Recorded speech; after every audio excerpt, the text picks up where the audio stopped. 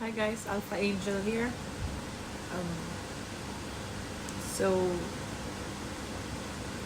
yung post ko is about everyday life, about keep going.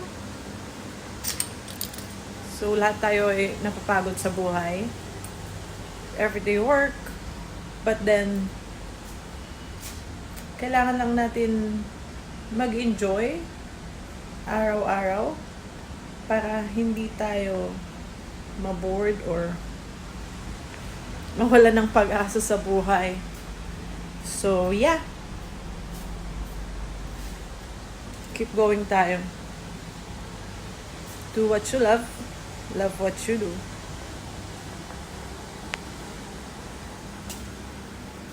Lahat naman tayo may dahilan sa mundo para mabuhay. Ako ang dahilan ko sa mundong to.